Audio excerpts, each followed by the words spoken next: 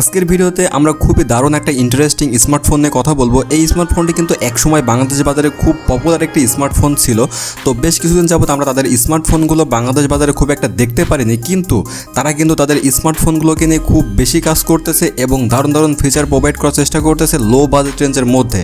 তো যারা কিনা চাচ্ছেন যে লো বাজেটের মধ্যে দারুণ একটি গেমিং স্মার্টফোন নেবেন, ফোনটির ডিসপ্লে হবে খুবই বেটার, ফোনটির ক্যামেরা পারফরমেন্স হবে খুবই ভালো এবং ফোনটি হবে একটি 5G স্মার্টফোন, তাদের জন্য আজকের ভিডিওটা খুবই ইম্পর্টেন্ট একটা ভিডিও হতে যাচ্ছে। তো আজকের ভিডিওতে আমরা কথা বলবো মটোরোলার পক্ষ থেকে মোটো G82 এই স্মার্টফোনটি নিয়ে। ফোনটি কিন্তু অলরেডি আজকে ইন্ডিয়ান মার্কেটে লঞ্চ হয়ে গিয়েছে এবং খুব দ্রুত এই স্মার্টফোনটি বাংলাদেশ বাজারে লঞ্চ হয়ে যাবে এবং আপনাদেরকে জানানোর চেষ্টা করবো ফোনটির প্রাইসটা কেমন হতে পারে। তো চলুন ভিডিওটি শুরু করি। তার আগে যারা কিনা এখনো ইমরান টেক বাংলা চ্যানেলটি সাবস্ক্রাইব করেননি, ইমরান টেক বাংলা চ্যানেলটি সাবস্ক্রাইব করে পাশে থাকা বেল বাটনটি অল করে রাখবেন যেন এরকম নতুন নতুন ভিডিও আপনারা প্রতিনিয়তই পেয়ে যান। তো ফার্স্ট অফ অল এই স্মার্টফোনটি ডিজাইন অ্যান্ড বিল্ড কোয়ালিটির দিকে লক্ষ্য করলে এই স্মার্টফোনটি কিন্তু সম্পূর্ণ তৈরি করা হয়েছে প্লাস্টিকের বডি ফ্রেম এবং প্লাস্টিকের ব্যাক সাইড দিয়ে। এই স্মার্টফোনটির ডিজাইনটা কিন্তু একটি বক্স শেপের মধ্যে করা হয়েছে এবং এই ডিজাইনটা কিন্তু আসলেই খুবই সুন্দর একটা ডিজাইন করা হয়েছে এই স্মার্টফোনটির ক্ষেত্রে। ফোনটির ব্যাক সাইডে ট্রিপল ক্যামেরা সেটআপ ব্যবহার করা হয়েছে এবং ফোনটির রাইট সাইডে আপনারা পেয়ে যাবেন ভলিউম আপ ডাউন বাটন এবং পাওয়ার বাটন।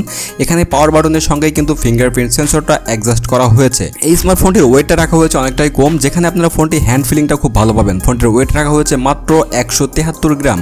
তো 173 গ্রাম ওয়েটে ফোনটি আপনারা হাতে নিয়ে খুব কমফোর্টেবল একটা ফিল পাবেন। দেন এই স্মার্টফোনটির ডিসপ্লে সেকশনে আপনারা পেয়ে যাচ্ছেন 6.6 inch full HD plus AMOLED display এবং POLED ডিসপ্লে এবং এই ডিসপ্লেতে আপনারা 10 বিটের সাপোর্ট পেয়ে যাচ্ছেন। এছাড়াও কিন্তু 1 বিলিয়ন কালার সাপোর্টেড থাকছে এই ডিসপ্লের সঙ্গে। ফোনটির ডিসপ্লেতে আপনারা পেয়ে যাচ্ছেন 120 হার্জের রিফ্রেশ রেট, যেটি কিন্তু খুবই বেটার একটা পারফরমেন্স আপনাদেরকে দিতে পারবে। ফোনটি যখন আপনারা ইউজ করবেন তখন কিন্তু এখান থেকে খুব ভালো একটা স্মুথ পারফরমেন্স আপনারা পেয়ে যাবেন এই স্মার্টফোনটির ক্ষেত্রে। তাছাড়া যেহেতু অ্যামোলেড ডিসপ্লে ব্যবহার করা হয়েছে এই স্মার্টফোনটিতে, সেহেতু কালার কম্বিনেশন এবং যারা কিনা খুব বেশি কন্টেন্ট ওয়াচ করে থাকেন তাদের জন্য কিন্তু খুব বেটার একটা পারফরমেন্স করতে পারবে এই স্মার্টফোনটির ডিসপ্লে। ফোনটির ডিসপ্লে রেজলিউশন পেয়ে যাবেন 1080x2400 পিক্সেল এবং এই ডিসপ্লে রেশিও রাখা হয়েছে 20:9 রেশিও। এখানে পিপিআই ডেন্সিটি ব্যবহার করা হয়েছে 402 পিপিআই ডেন্সিটি। তো ওভারঅল এক কথায় বলতে হয় এখানে খুবই দারুণ একটা ডিসপ্লে প্রোভাইড করা হয়েছে বাজেট রেঞ্জের মধ্যে। তো আমার কাছে মনে হয় এটি one of the best display এই বাজেট রেঞ্জের মধ্যে। দেন যদি আমরা ফোনটির পারফরমেন্স সেকশনের দিকে লক্ষ্য করি, এই স্মার্টফোনটিতে ব্যবহার করা হয়েছে অ্যান্ড্রয়েড 12-এর সঙ্গে।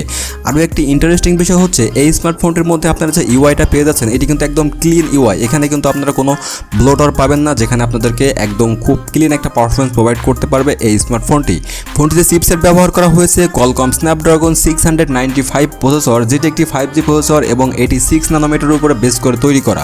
এই প্রসেসরটির মাধ্যমে কিন্তু আপনারা বেশ ভালো একটা পারফরমেন্স পেয়ে যাবেন। তাছাড়া মোটোরোলা কিন্তু এই স্মার্টফোনটিতে খুব ভালো অপটিমাইজেশন করেছে, যার কারণে গেমিং পারফরমেন্সের কথা বলতেই হবে। এখানে আপনারা খুব বেটার গেমিং পারফরমেন্স পেয়ে যাবেন এই স্মার্টফোনটির মাধ্যমে। ফোনটিতে সিপিইউ হিসেবে ব্যবহার করা হয়েছে অক্টোকরের একটি সিপিইউ, যেখান থেকে আপনারা সর্বোচ্চ 2.2 GHz ক্লক স্পিড পেয়ে যাবেন এই স্মার্টফোনটির থেকে। এবং এখানে গ্রাফিক্স সেকশনের জন্য ব্যবহার করা হয়েছে Adreno 619 জিপিইউ, যেখান থেকেও বেশ ভালো একটা গ্রাফিক্স আপনাদেরকে প্রোভাইড করতে পারবে এই স্মার্টফোনটি। ফোনটি শুধুমাত্র একটা ভেরিয়েন্টে পেয়ে যাবেন, যেখানে থাকবে 6GB র্যাম এবং 128GB স্টোরেজ এবং ইন্ডিয়াতে এই স্মার্টফোনটি কিন্তু আপনারা 8GB র্যামের সঙ্গেও পেয়ে যাবেন। তো ওভারঅল বলতে হয় এই স্মার্টফোনটির পারফরমেন্স সেকশনে আপনারা খুবই বেটার একটা পারফরমেন্স পেয়ে যাবেন এই স্মার্টফোনটি থেকে। আপনারা ফ্রি ফায়ার গেমটি হাই সেটিংসে হাই FPS রেখে খেলতে পারবেন এবং এখান থেকে কোনো ল্যাগ বা ফ্রেম ড্রপের দেখা পাবেন না। তাছাড়া BGM গেমটির ক্ষেত্রেও কিন্তু এখান থেকে খুব ভালো একটা পারফরমেন্স করতে পারবে। যারা কিনা বাংলাদেশে আছেন তারা PUBG গেমটি খুব ভালোভাবে খেলতে পারবেন। তাছাড়া কল অফ ডিউটি গেমটাও কিন্তু খুব বেটার সেটিংসে রেখে খেলতে পারবেন, কোনো ল্যাগ ফ্রেম ড্রপ কোনো কিছু আপনারা এখান থেকে দেখতে পারবেন না। একদম স্মুথ একটা পারফরমেন্স পেয়ে যাবেন এই স্মার্টফোনটি থেকে। দেন এই স্মার্টফোনটি যদি আমরা ক্যামেরা সেকশনের দিকে লক্ষ্য করি, এখানে কিন্তু ব্যবহার করা হয়েছে triple camera setup back camera হিসাবে, যেখানে মেন ক্যামেরা থাকছে 50 মেগাপিক্সেলের একটি মেন ক্যামেরা সেন্সর এবং এই 50 মেগাপিক্সেলের ক্যামেরার সঙ্গে কিন্তু OIS সাপোর্টেড থাকছে। এছাড়া থাকছে 8 মেগাপিক্সেলের একটি আলট্রা ওয়াইড সেন্সর এবং 2 মেগাপিক্সেলের একটি ম্যাক্রো সেন্সর। তো ওভারঅল তিনটা ক্যামেরার পারফরমেন্স একসঙ্গে করে আপনারা বেশ ভালো একটা পারফরমেন্স পেয়ে যাবেন। তবে এখানে সবথেকে বেটার পারফরমেন্স করতে পেরেছে 50 মেগাপিক্সেলের মেন ক্যামেরা সেন্সরটি, যেটি নর্মাল কন্ডিশনে খুব ভালো ফটোগুলো শ্যুট করতে পেরেছে। কালার কম্বিনেশন এছাড়াও কিন্তু খুব ভালোভাবে ডিটেলসটাও ধরে রাখতে পেরেছে এই স্মার্টফোনটির ক্ষেত্রে। তাছাড়া 8 মেগাপিক্সেলের আলট্রা ওয়াইড সেন্সরটাও কিন্তু ভালো পারফরমেন্স করতে পেরেছে। তবে এখানে 2 মেগাপিক্সেলের ম্যাক্রো সেন্সরটা খুব বেশি ভালো পারফরমেন্স করতে পারে নাই। তবে আপনাদের রেকমেন্ড থাকবে আপনারা শুধুমাত্র 50 মেগাপিক্সেল এবং 8 মেগাপিক্সেলের ক্যামেরাতে ফটোশ্যুট করলে পারে সবথেকে বেটার রেজাল্ট পাবেন এই স্মার্টফোনটির ক্ষেত্রে। এই স্মার্টফোনটি দিয়ে আপনারা ভিডিও রেকর্ডিং করার ক্ষেত্রে 1080p 30fps এ ভিডিও রেকর্ডিং করতে পারবেন সর্বোচ্চ। তবে এই স্মার্টফোনটি যেহেতু গেমিংয়ের জন্য বেশি অপটিমাইজ করা হয়েছে, সেহেতু ক্যামেরাতে আপনারা একটু স্যাক্রিফাইস করতে হবে, তবে খুব বেশি স্যাক্রিফাইস করা লাগবে না। এখান থেকেও কিন্তু আপনারা বেশ ভালো একটা পারফরমেন্স নিতে পারবেন ক্যামেরার ক্ষেত্রে। সেলফি ক্যামেরাতে ব্যবহার করা হয়েছে 16 মেগাপিক্সেলের একটি সেলফি ক্যামেরা, যেখান থেকেও আপনারা খুব বেটার পারফরমেন্স পেয়ে যাবেন। এবং সেলফি ক্যামেরাতেও আপনারা 1080p 30fps ভিডিও রেকর্ডিং করতে পারবেন এই স্মার্টফোনটিতে। ফোনটিতে কিন্তু আপনারা অডিওর জন্য পেয়ে যাবেন ডুয়েল স্টোরিও স্পিকার। এখানে কিন্তু আপনারা খুব ভালো সাউন্ড কোয়ালিটি পেয়ে যাবেন, সাউন্ডের বেসটাও কিন্তু খুব ভালোভাবে দিতে পেরেছে এই স্মার্টফোনটির ক্ষেত্রে। এবং এখানে আপনারা 3.5mm হেডফোন জ্যাকটাও পেয়ে যাচ্ছেন।